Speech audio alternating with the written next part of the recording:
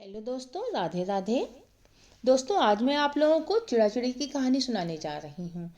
चिड़ा चिड़ी की कहानी को कार्तिक पूर्णिमा के अगले दिन पड़वा को, मतलब कि परेवा जिसको बोलते हैं, और प्रतिपदा को पढ़ी जाती है। इस दिन आटे से घर बनाते हैं और आटे की चिड़ा चिड़ी बनाकर घर के बीचों बीच रखते हैं। उन्हें कपड़े पहनाते हैं और आटे के घर में घर का सारा सामान रखते हैं। चिड़ा और चिड़ी को खील बतासे का भोग लगाते हैं।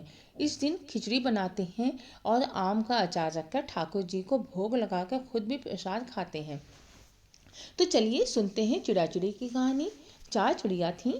चारों कार्तिक मास में कार्तिक नहाती थीं। पड़वा के दिन चारों चिड़ियों ने सोचा कि चलो खिचड़ी बनाते हैं।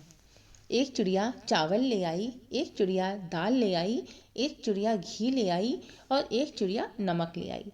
सबने मिलकर खिचड़ी बनाई। सबने सोचा कि पहले नहा लिया जाता है, उसके बाद तब खिचड़ी खाते हैं। सब चिड़िया नहाने चली गईं।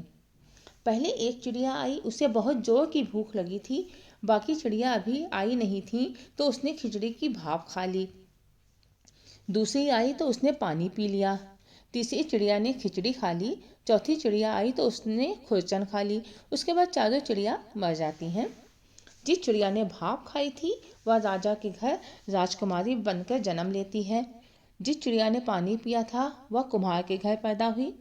जिस चिड़िया ने खिचड़ी खाई थी उसने ब्राह्मण के घर जन्म लिया और जिस चिड़िया ने खुरचन खाई थी वह हथनी बनी।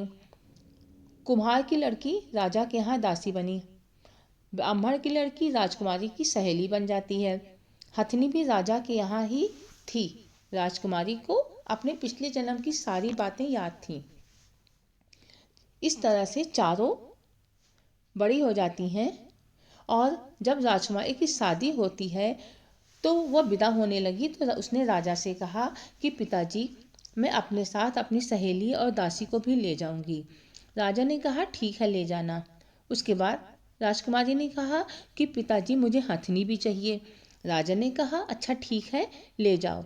राजा ने अपने नौकर भेजे कि जाओ हथनी को ले आओ, लेकिन हथनी उठी ही नहीं। वह किसी भी तरह से टस से मस नहीं हो रही थी।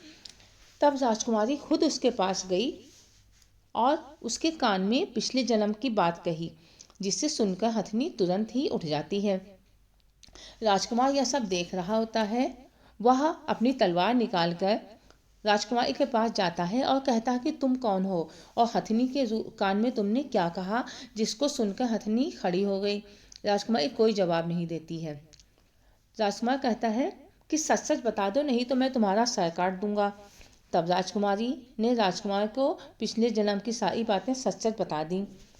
राजा ने भी सारी बातें सुनी और कहा कि अगर कार्तिक स्नान का इतना महत्व है तो हम भी जोड़े से कार्तिक स्नान करेंगे और खूब दान पुण्य करेंगे। इस तरह से राजा रानी और राजकुमारी ने कार्तिक स्नान किया और खूब दान पुण्य किया।